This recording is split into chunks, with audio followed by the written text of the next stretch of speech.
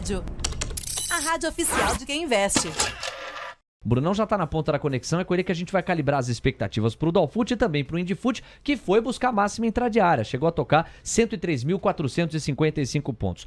Um dia super agitado, Bruno, pra gente repercutir um monte de coisa e pra você ajustar a expectativa primeiro para esses dois contratos, o contrato futuro de dólar e o contrato futuro de índice. Bem-vindo, bom dia pra você. Fala, Léo, muito bom dia. Muita volatilidade, como vocês estavam falando aí de commodities. Bom dia para você, bom dia para o Corleta e para todos aí no estúdio e para quem também nos assiste no YouTube. Vamos lá, primeiro gráfico que compartilho com vocês é o nosso dólar, pessoal. Apesar de toda a volatilidade, o dólar para mim esse é o gráfico, aquele dólar VIX, né, gráfico semanal do dólar. Então eu acho que a conjuntura atual coloca o nosso dólar não mais aos 5,39, aos 5,39, perdão, e os 5,318 aqui, 5,31 como máxima, e sim, agora a gente deve trabalhar com o 5,087, por isso que eu falei que seria topo ali. Então o dólar para mim tá no melhor momento de venda, né? Mas é eu sozinho, porque ninguém na Faria Lima tá dizendo que é para vender dólar. Para mim o dólar vai aos 4,886 e a máxima do contrato passado e desse 5,087. A configuração técnica ainda tá bonita para isso, o Bruno, né? Mas ninguém tá acreditando nessa barca. Hoje o dólar abriu abaixo dos 50,24 mesmo. É resistência, pessoal. Depois 50,35. E eu não tenho nenhum suporte próximo. Tá? Tem um gap aqui também que me ajuda. Então somente no 4,982 e o mais forte aqui 4,962,5. Tá? Essa seria a lógica que eu tenho pro dólar de baixa. Já o índice, esse tão difícil quanto o petróleo, né? O índice está em um momento de muito suporte semanal aqui, né? O 102,760 principalmente. Então eu espero que tenha ali algum tipo de briga compradora. Deixa eu ver como ele abriu nesse momento. Ele está estável, né? Então, me perdoem se já abriu, beleza. Então, pessoal, aqui, mês passado eu falava que o 101,780, 100.755 seria o mínimo do mês. Foi, maravilha, né? Aqui, agora, para maio, seria esse ponto atual, essa abertura de hoje, tá? Só tomem cuidado, porque a conjuntura, como vocês estavam falando aí, Corleta e Léo, de commodities não é muito doce, até o payroll, até amanhã. Então, 103,790, 104,40, 104,150. Depois eu termino aqui essa primeira parte, pessoal. 104,455, 104,510 é aquela região enganosa que pode romper para cima aqui e no dia de hoje voltar aos 102,915 novamente. Então, é difícil imaginar uma recuperação muito forte do índice. Seria ali até os 104,400. Depois ele volta para baixo até a espera aí de um próximo dado importante. Mas índice em suporte e dólar na melhor posição de venda, na minha opinião. Tá aí o Bruno Mazzoni, o melhor analista pro Morning Call mais completo do mercado financeiro que tá aqui no Expresso. Valeu, campeão. Já devolva a bola e a gente vai para os Estados Unidos, na esteira em especial de corpo boiando, porque nós tivemos mais uma perda para o setor bancário. A gente estava repercutindo mais cedo aqui. O PacWest é o mais novo banco regional dos Estados Unidos a pedir arrego, sob ataque. Uma queda quase de 50%, até superior a isso em alguns momentos no pré-mercado americano, diante do fato de que está numa crise de solvência, de liquidez, estava buscando compradores. Isso vazou numa reportagem especial da Bloomberg News e passou a emprestar para os papéis um forte viés vendedor.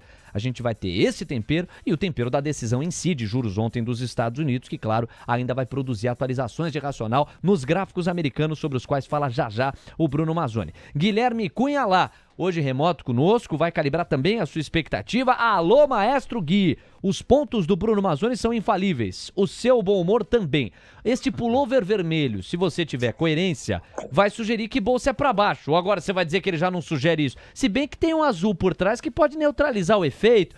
Vai com a sua poesia figurinística, Guilherme Cunha. Bom dia. Bom dia, Léo Levati. Bom dia a todos os nossos ouvintes. Léo, é um prazer inenarrável estar aqui com você, que é um cara muito diferenciado. Sabe por quê? Você conseguiu desvendar até mesmo o que estava abaixo do meu terno. Pega lá, viu, pessoal? Ó, é um pullover que vai pela metade, Léo.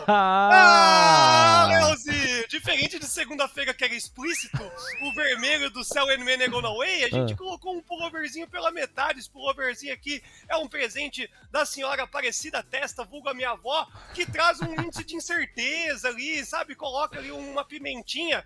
E eu vou só trazer uma informação adicional aí que eu gostaria também de contemplar o nosso querido Bruno Mazzoni. Não, Brunão, você não está sozinho nessa da venda do dólar. Estou com você, juntamente com o André Perfeito. Na data de ontem, o economista deu um show na live do TCCast e trazendo, viu, Léo, uma grande perspectiva realmente de um dólar abaixo dos R$5, numa estadia talvez mais elevada do que era sendo contemplado nas edições anteriores. O que a gente quer dizer com tudo isso, Leozinho? Esse juros mais alto contemplado aí com a movimentação do discurso de Roberto Campos Neto na data de ontem, só intensifica e pressiona essa movimentação do spread jogando um dólar para baixo dos R$5. Então nós temos os R$5 como um suporte psicológico, né? Que muito provavelmente na data de hoje venha a ser rompido e consolidando um pós-payroll, a estadia abaixo dos R$5 pode ser maior tempo do que o esperado. Já a Bolsa é sobre isso, viu, Léo? É um mix de sentimento, porque alguns balanços vieram muito bons,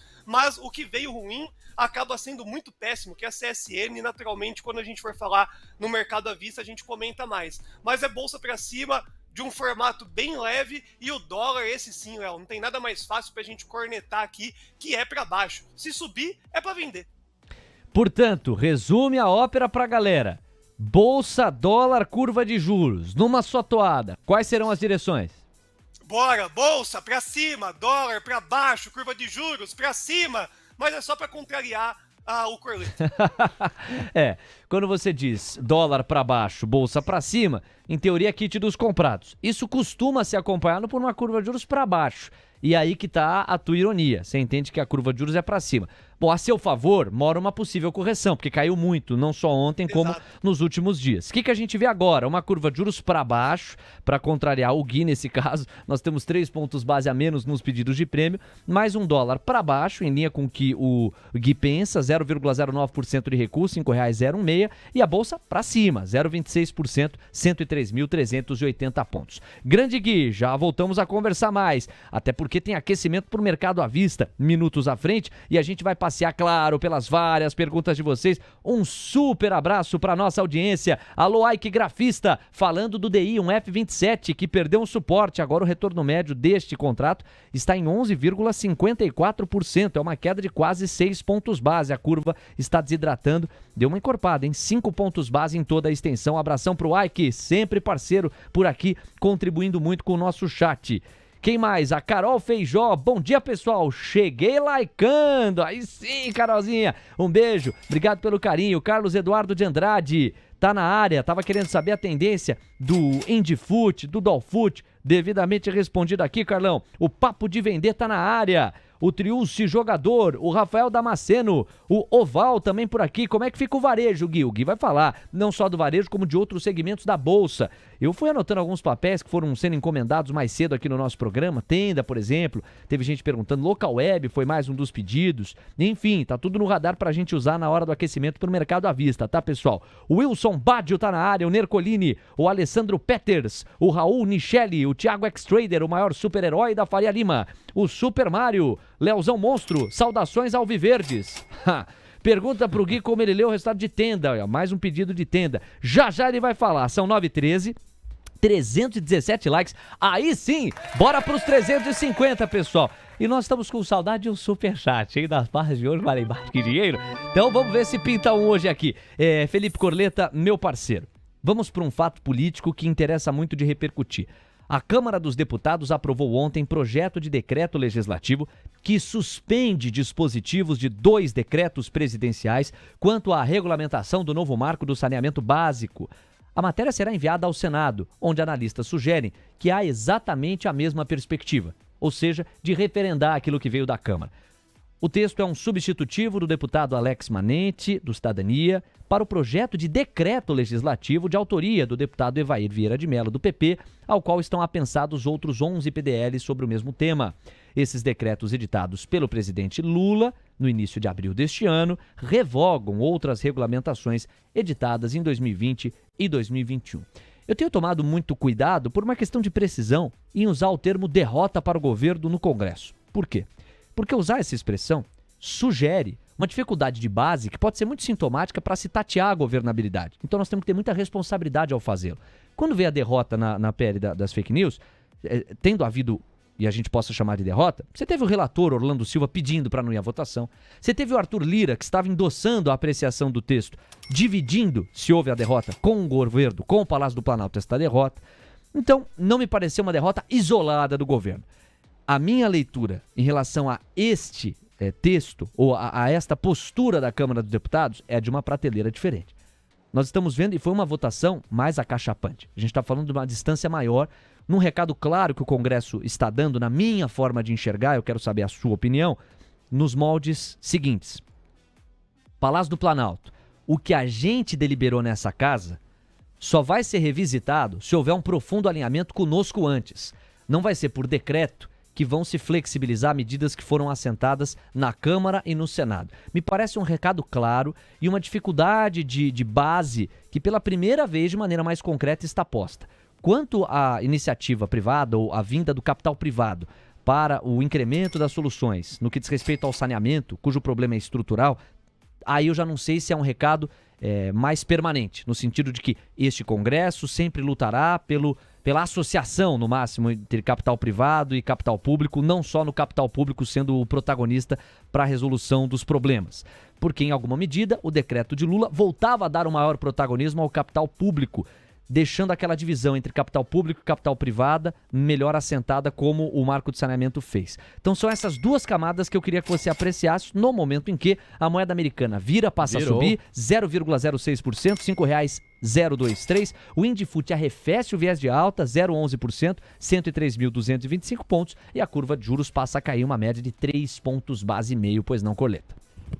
Eu acho que sim, eu acho que é uma derrota para o governo e mostra que ele não vai poder fazer tudo o que ele quiser, né? Eu acho que vários parlamentares citaram que é um retrocesso, né, que é um retrocesso às mudanças, mas assim, na última semana a gente já via notícias de que o governo estava já aceitando essas alterações que ele mesmo poderia propor. Lógico que partindo do Congresso é sim uma derrota. Eu não acho que é uma derrota que empata todo o jogo ou assim, prejudica muito a governabilidade, mas é uma derrota para o governo e eu acho muito positivo para o país, né? Você permitir que estatais façam obras de saneamento sem licitação, sabe? Você tira ali uma regulamentação, você tira mecanismos de controle de obras públicas que são fundamentais, né? A governança é a coisa mais importante quando você tem uma gestão pública do dinheiro, alguma coisa estatal. Então, era um marco que retrocedia, ou uma alteração ao marco que retrocedia, e a Câmara já deixou claro que não vai aceitar esse tipo de retrocesso. Na segunda camada que eu enderecei como provocação, você acredita que é possível extrair disso um recado que o Congresso também dá conceitual para o Palácio do Planalto, do tipo, para nós interessa sim que a iniciativa privada encontre um espaço interessante para a apreciação das pautas, ou não? É uma questão mais restrita a essa flexibilização do marco de saneamento, não pode ser tirada como base para outras apreciações em que o capital privado possa ter protagonismo? Não, eu acho que sim. Eu acho que o Congresso brasileiro hoje ele é mais privatizador, né, aspas, do que o governo. Então acho que sim. Acho que o Congresso ele tende a buscar mais essa parceria com a iniciativa privada, mas é algo que também a gente vê recentemente aí alguns ministros aí falando sobre ter o capital privado e tal. Acho que é fundamental e eu acho que o Congresso está no lado certo da história. Então vejo como positiva aí a notícia para a economia do Brasil, Léo. Há quem diga, e com isso eu fecho essa repercussão, que software e hardware não andam entrosados, ou seja, que o modelo de governabilidade com base no qual Lula tem orquestrado a divisão e a distribuição dos poderes para o trânsito com o legislativo não está sendo suficiente. O recado é claro nesse sentido por parte dos parlamentares, dos deputados neste caso, no sentido de que não é com aquele modelo clássico de encaixe de alguns partidos para além do PT nos ministérios, sobretudo sem dar a chance de nomeação para cargos de segundo e terceiro escalão para os ministros empossados, que Lula vai alcançar o apoio do qual precisa para aprovar os temas lá na Câmara dos Deputados e também no Senado. São duas casas das quais ele depende. Faz sentido para você essa leitura e essa premissa? Sob o ângulo de quem toma a decisão, é como se Lula não tivesse a chance de flexibilizar várias questões e, portanto, não ameaçar o que investidores estão chamando de segurança jurídica na luz desses marcos? Eu acho que sim, eu acho que melhora. A segurança mostra que o Congresso não vai retroceder. Não acho que tem impacto de segurança jurídica. Acho que o mais importante é o Congresso passar a mensagem de que retrocessos de coisas que foram aprovadas, tenham elas o viés que elas tenham do ponto de vista econômico, elas vão ser mantidas, a não ser que tenha uma discussão ampla e que haja um convencimento amplo. Não vai ser via decreto que você vai lá e vai desfazer avanços que foram feitos. Eu acho que isso é muito positivo. 9 horas 19 minutos. Reações a balanços também movem o dia. Entre eles, os números de CSN, com prejuízo de 823 milhões de reais no primeiro tri, anticonsenso que apontava uma cifra positiva de 947 milhões. No fim do dia, Bradesco, Eletrobras, Via, como a gente destacou aqui na agenda, estão entre as companhias que vão divulgar os seus números. CSN fechou ontem os trabalhos, pessoal, a exatos R$ 12,86, numa alta de 1,10%. Com você e o Guilherme Cunha na sequência, o que projetar para os papéis de CSN sob a luz desses números? Os números de CSN que acabaram frustrando o consenso, prejuízo de 823 milhões de reais. Eu acho que é ruim, não acompanho de perto o balanço da companhia, mas frustrou o mercado, acho que a gente pode ter um peso aí, ainda mais com o minério para baixo, expectativa de uma continuidade aí da queda do quarteto de ferro. No entanto, a gente tem visto reações muito difusas do mercado, né? Empresas soltando belíssimos balanços e derretendo no dia seguinte, então como a CSN é um papel que vem caindo aí, pode ser que a gente tenha ali um posicionamento de mercado. Então, vamos ver como é que vai ser. Em princípio, o balanço negativo poderia cair, mas já tem caído tanto, pode ser que a gente veja aí uma recuperação, apesar dos números ruins do balanço. Guilherme Cunha, o que é que esse casamento pode promover para a CSN hoje, em números que frustraram o consenso e queda no minério de ferro? Não tá muito bom o cenário, para dizer o mínimo. Exato, e o Corleta tirou as palavras da minha boca, viu? Tava aqui, é a ponta da língua. O mercado tá tão maluco, Léo, que às vezes um balanço tão catastrófico quanto esse, sabe o que sugere? Movimentação compradora. A CSN obteve uma queda muito acentuada em consenso com o minério e os seus pares do quarteto de ferro e traz aí uma perspectiva maluca para o intraday, né? Quando a gente fala do dia, pode ocorrer algumas situações de zeragem, etc., que sugere, inclusive, uma movimentação de respiro para o papel. Porém, todavia, entretanto, quando nós temos aí o Bruno Mazzoni, jogador caro, colocando aí o gráfico, tem espaço sim, inclusive para continuar um sell and money gone away, para jogar esse papel bastante para baixo. Tô totalmente de fora, viu, Léo? CSNA 3 é um papel que eu nem coloco no meu home broker para não cair em tentação, clicar no botão comprar e passar um calor. Aos comprados, muito importante absorver aí a digestão do mercado, que inclusive, mais uma vez eu repito, pode trazer comprador maluco no dia de hoje. Atenção, senhoras e senhores, para uma bateria de urgentes do painel Mover Pro, o primeiro deles, quando o Expresso da Manhã nem estava no ar. Eu estou me referindo aos resultados de Ambev. Vamos à informação. Lucro líquido de Ambev no primeiro tri foi de 3,82 bilhões de reais. O consenso apontava para 3,19 bilhões. Não tem a decisão de juros na Europa a mesma relevância que a decisão de juros nos Estados Unidos e, naturalmente, a brasileira. Já saíram as divulgações, eu já vou para as divulgações, as fotos especificamente, as projeções. Mas antes do pique, Corleta, foi um belo resultado e um lucro líquido que superou as expectativas. O que você está esperando para a BEV3 na abertura do mercado à vista hoje? A BEV3 é um papel que tem que olhar muito para as margens, né, e para a dinâmica de custos dela. Ela sofreu muito, é um papel de baixíssima volatilidade, né, mas sofreu muito ao longo do período ali, pandemia, reabertura, com toda a volatilidade de preço de commodities. E agora a gente vem vendo para baixo essas commodities aí que são insumos importantes, milho, malte, enfim, commodities agrícolas aí impactam muito as margens da Ambev. A princípio, se o lucro veio acima, a gente pode ter visto aí também uma melhora de margens, mas eu ficaria de olho nessa linha do balanço. Margem bruta aí da Ambev. Se ela voltou a crescer, isso aí pode ser um indicativo positivo para os papéis. Eu acho que é a linha mais importante para acompanhar do balanço aí da Ambev, já que demanda ela vai sempre ter, porque o brasileiro gosta de uma cervejinha, né? São 9h23, ainda nesse sentido, a receita líquida da Ambev no primeiro tri ficou em 20,53 bilhões de reais, o consenso apontava para 20 bi. O EBITDA ajustado no primeiro tri ficou em 6,44 bilhões, o consenso era de 5,9, e o volume de vendas no primeiro tri teve um recuo de 0,4 ponto percentual na comparação ano a ano. As vendas ficaram em 44,9 milhões. Está subindo 2% no pré-mercado Ambev. Fechou 2,88 dólares. Você está se referindo ao ADR? Ambev ADR. fechou em 2,88 ontem, está em 2,94, subindo 6 centavos, 2%. Agora no pré-mercado, indo para a região perto das máximas do ano. Então acho que a princípio gestão positiva aí do balanço da Ambev. Bom, eu não pedi arrego em relação à decisão de juros lá do bloco da zona do euro, do Banco Central Europeu, porque veio tudo em linha com a expectativa. Vamos na informação, o primeiro urgente é este aqui. BCE eleva a taxa de juros para 3,75%, exatamente como o consenso. Isso desemboca num segundo urgente, que é este aqui. BCE fixa a taxa de facilidade permanente de depósito em 3,25%, exatamente em linha com o consenso. E um terceiro ponto que não merece urgente, mas também faz parte desse bojo, BCE fixa a taxa de facilidade de cedência em 4%, exatamente como o consenso. Coleta, um rápido comentário seu e na sequência eu vou com o Bruno Mazzoni, antes tem o Caio fotografando o pré-mercado americano. Tudo veio em linha. Taxa de juros 3,75% ao ano, taxa de facilidade permanente de depósito, sempre bom você revisar e rememorar o conceito, a diferença, 3,25% e a taxa de facilidade de cedência em 4%.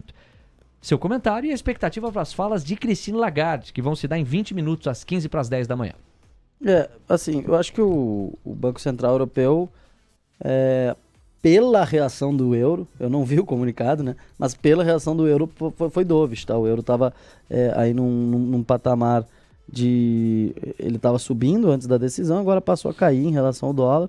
1,10 para o euro, estava negociando também a 1,11, então teve uma quedinha aí na cotação do euro.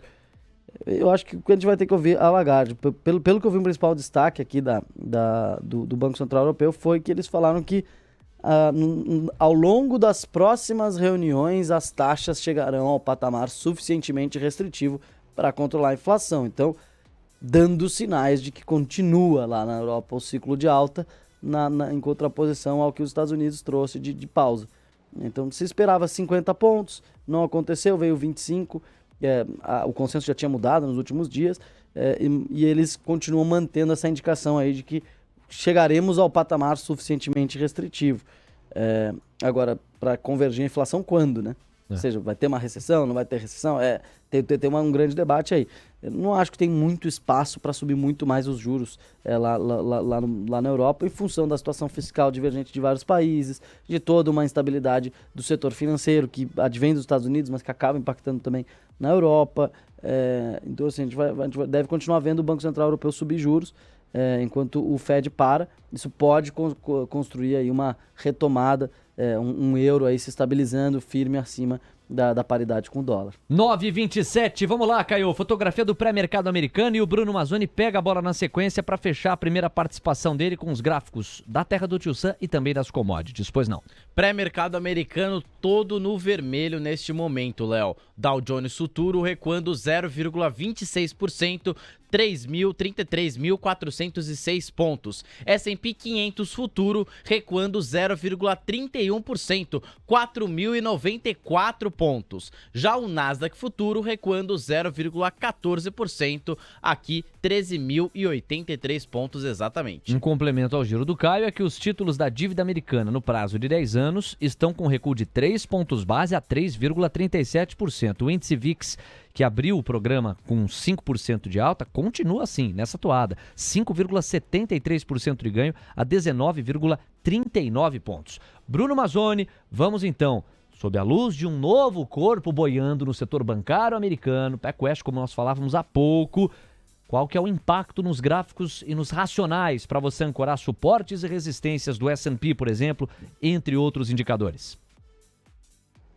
Vamos lá, Léo. O impacto é de trade de recessão, né? Acho que quem ganha com isso, todo com esse medo no sistema financeiro americano, com a saúde do mesmo, né? Não do medo de ele acabar ou não, mas de tomar mais uma pancada para baixo, é o ouro. Então, quem se beneficia, pessoal, desse movimento que a gente está vendo nos Estados Unidos, trade de recessão, é ouro. O dólar, que é o primeiro gráfico que eu compartilho quieto, né? Esse gráfico mensal aqui, então ele não tem nenhum movimento. Acho que um payroll forte amanhã pode trazer o dólar para os 103,948, por isso eu coloco como máxima. Até esse momento aqui eu acho que é só um trade de força do dólar, mas ainda ele continua mais com a pressão vendedora. Tá? Então, para o nosso dólar aqui, eu continuo vendedor. Para o dólar mundo, eu não consigo ter reversão ainda dessa tendência. O trade me parece que é para o segundo trimestre também mais recessivo do que de resiliência na economia americana e com esse pitaco que você deu aí do sistema financeiro, mais um banco tendo aí a possibilidade de fechar as portas ou ser incorporado, etc. O que aconteceu na década de 90 aqui no Brasil, muito provavelmente está acontecendo com os Estados Unidos e deve acontecer com os Estados Unidos nos próximos anos, o que é ruim, né? Para o capitalismo em geral. A gente vê uma consolidação de um setor que é muito bom para o consumidor, que tenha bastante competição. Me parece que lá os grandes vão engolir os médios e pequenos, né? A curva de juros americana, o yield de 10 anos também precifica muito mais recessão do que qualquer coisa relacionada aí a Fed subiu, poxa, ele foi duro. Não, tá aqui colocado, não andou, foi quase que um não evento pós o Powell. E aí o 3,52 eu ponho aqui como sendo máxima para um payroll forte. Vai me surpreender muito se a curva de juros nesse trimestre, com esse trade que está em andamento, vir para 3,80, que são próximo das máximas aí dos últimos 3 meses. Quando a gente olha para o S&P, pessoal, o S&P que tomou uma pancada ontem, eu que tenho aqui uma região intermediária, dentro dessa euforia de corte de juros, as Big Techs sobem, seguram o S&P, tem bastante liquidez ali, 4.049, então seria um suporte antes dos 3.924. Tudo isso porque, pelo meu capricho aqui, o S&P não tocou os 4.223, 4.237. Então eu vou pôr um ponto intermediário aqui, 4.049,25, quarter aqui, e alvo continua sendo nos 4.223. Quando a gente passa dos Estados Unidos, vai para o minério de ferro, para as commodities, pessoal, um dia ruim.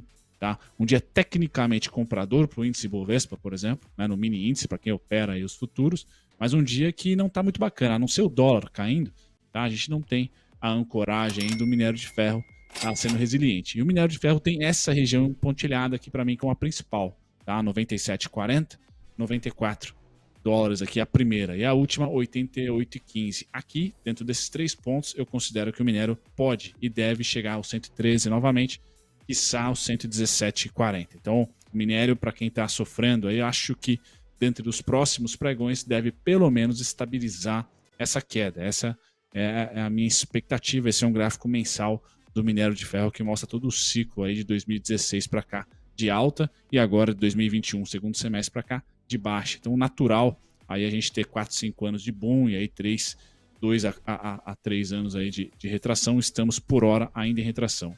O petróleo, o mais difícil, estou quase jogando a toalha dele aqui de novo, tá? Então agora eu mostro para vocês um gráfico mensal do petróleo, onde se essa semana ele não conseguir sobreviver acima dos 171, dos 73, dos 75, dos 77, que eram os meus suportes, eu já vou começar a falar para vocês, poxa, errei na sazonalidade do petróleo, ele pode até subir em maio, até subir em junho, como é sazonalmente favorável, só que antes ele deve chegar a patamares que vai trazer muito mais... vai ser muito mais difícil você conseguir um trade positivo na parte compradora para sua Junior Oil, principalmente, que é o 66,98 e principalmente o 64,33. Não é meu salário base, né? Aqui eu já estampo que eu errei. Tá? O meu patamar era o 77, 76 até o 71,34.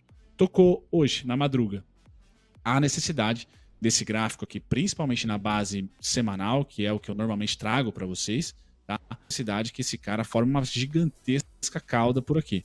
Precisamos hoje e amanhã, então, de dias compradores para o petróleo, Léo. Grande Bruno Mazzoni, visão detalhadíssima, à medida que os racionais exigiram atualização. Quanta volatilidade nesses últimos dias, ou horas especialmente. Brunão, muito obrigado, um abraço, até já às 10 no Mercado à Vista. Valeu, Léo, até daqui a pouco. TC Rádio, a rádio oficial de quem investe.